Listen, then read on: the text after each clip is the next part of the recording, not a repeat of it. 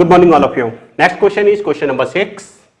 A copper wire has diameter 0.5 mm. आपने एक copper wire लिया, इस वायर का डायमीटर कितना दिया हुआ है यहाँ पर 0.5 mm. ओके, mm को आपको कन्वर्ट करना है मीटर के अंदर. अच्छा ये बताइए 1 मीटर में 1000 mm होते हैं, तो mm को मीटर में कन्वर्ट करने के लिए क्या करेंगे 10 की पावर -3 मीटर 1000 से डिवाइड कर दिया. ठीक है, इसके बाद एंड रेजिस्टिविटी का सिंबल क्या होता है rho is the symbol of resistivity. कितना दिया हुआ है 1.6 इंटू 10 की power -8 ohm metre. What will be the length of this wire. आपको क्या फाइंड आउट करना है, लेंथ फाइंड आउट करना है. ठीक है, what will be the length of this wire to make its resistance. Resistance कितना होना चाहिए, रेजिस्टेंस होना चाहिए 10 ohm. Okay, how much does the resistance change if the diameter is double. ठीक है, अच्छा ये बताइए रेजिस्टेंस का फार्मूला क्या होता है. रेजिस्टेंस का फार्मूला होता है रो एल बाई ए. ये वाला फार्मूला आपने पढ़ा हुआ है. अच्छा ए क्या है, यहाँ पर एरिया ऑफ क्रॉस सेक्शन है.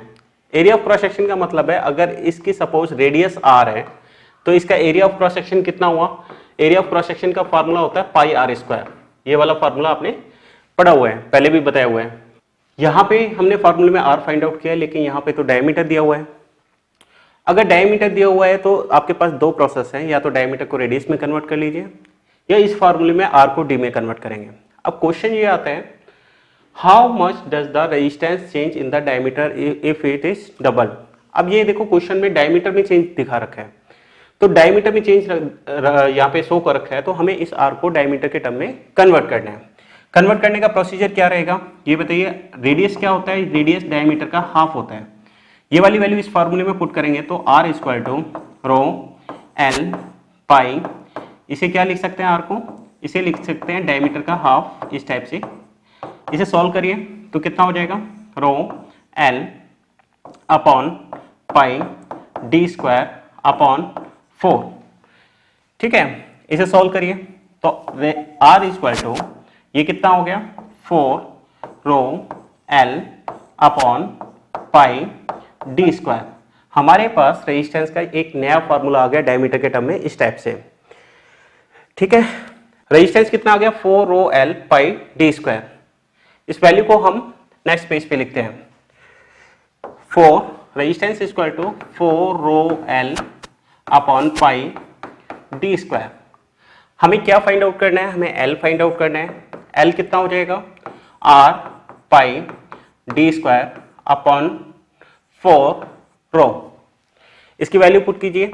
एल इक्वल टू रेजिस्टेंस की वैल्यू यहाँ पर देखिए, रेजिस्टेंस कितना था 10, यहाँ पे 10, इसे क्या लिखा 10. पाई की वैल्यू 3.14 इंटू डी की वैल्यू बताइए. डी की वैल्यू 0.5 इंटू 10 की पावर -3.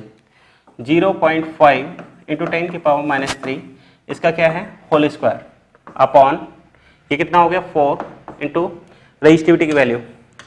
रेजिस्टिविटी कितना है 1.6 इंटू 10 की पावर -8. 1.6 इंटू 10 की पावर -8. ठीक है, इस कैलकुलेशन को सॉल्व करना है.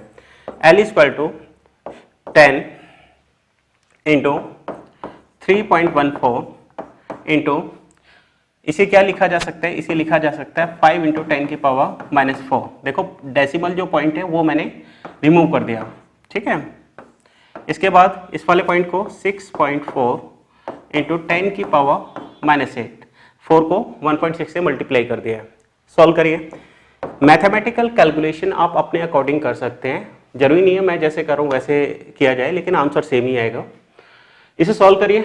ये कितना हो जाएगा 10 into 3.14 into whole square open करिए. 5 का स्क्वायर क्या होता है 25. 10 की पावर -4 का स्क्वायर दो बार लिखेंगे 10 की पावर -4 को, तो कितना हो जाएगा ये हो जाएगा -8. ये कितना हो गया 6.4 इंटू 10 की पावर -8. इसे इस टाइप से लिख दिया. नेक्स्ट पॉइंट कितना आ जाएगा ये 3.14 इंटू 25 इंटू यहाँ पे देखिए 10 की पावर 1 है, यहाँ पे 10 की पावर -8 है, बेस सेम है. 10 की पावर 8 प्लस 1 -8, इसे कैंसिल कर देते हैं। चलिए यहाँ पे क्या है देखो, यहाँ पे देखिए 10 की पावर -8 से 10 की पावर -8 कैंसिल, कितना बचा हुआ है 10 बचा हुआ है, तो ये हो गया 10 अपॉन 6.4। इस कैलकुलेशन को आपको सॉल्व करना है। 3.14 को मल्टीप्लाई करना है किससे 25 से, कितना आएगा ये आएगा 78.5 इंटू 10 अपॉन 6.4। 78.5 को डिवाइड किया आपने 6.4 से, कितना हो जाएगा, ये हो गया 12.26 इंटू 10 से मल्टीप्लाई करेंगे, डेसिमल शिफ्ट हो जाएगा 122.6। लेंथ किस में मेजर किया जाता है, मीटर में। तो आपने वायर की लेंथ कितनी फाइंड आउट की, वायर की लेंथ आ गई यहाँ पर 122.6 मीटर। ये कैलकुलेशन इस टाइप से आपको सॉल्व करना है। अब यहाँ पर देखिए क्वेश्चन का सेकेंड पार्ट। क्वेश्चन के सेकेंड पार्ट में कहा गया how much does the resistance change if the diameter is double. Resistance में क्या चेंज हो जाएगा अगर डायमीटर को डबल कर दिया जाए। तो यहां पर देखिए आपने रेजिस्टेंस के लिए फॉर्मूला फाइंड आउट किया है R = 4ρl, इसे आगे लिख देते हैं। रेजिस्टेंस के लिए नया फॉर्मूला क्या है, resistance equal to 4ρl upon πd²। Question के according new resistance find out करना है व्हेन डायमीटर क्या किया गया है, डायमीटर जो नया है वो पहले वाले से डबल कर दिया गया है। न्यू डायमीटर कितना है, फर्स्ट डायमीटर से 2 टाइम्स है, ठीक है। तो ये न्यू रेजिस्टेंस कितना आ जाएगा 4ρl। देखो बाकी फैक्टर्स में कोई चेंज नहीं, पाई डी की जगह हमने क्या कर दिया d डैश का स्क्वायर कर दिया, 4ρl upon pi d dash का स्क्वायर। ये बताओ d किसके इक्विवेलेंट है, अभी अभी आपने लिखा है नया डायमीटर 2 टाइम्स है, 2 टाइम्स ऑफ ओल्ड डायमीटर, इसका स्क्वायर करिए 4ρl अपॉन 4 पाई d²।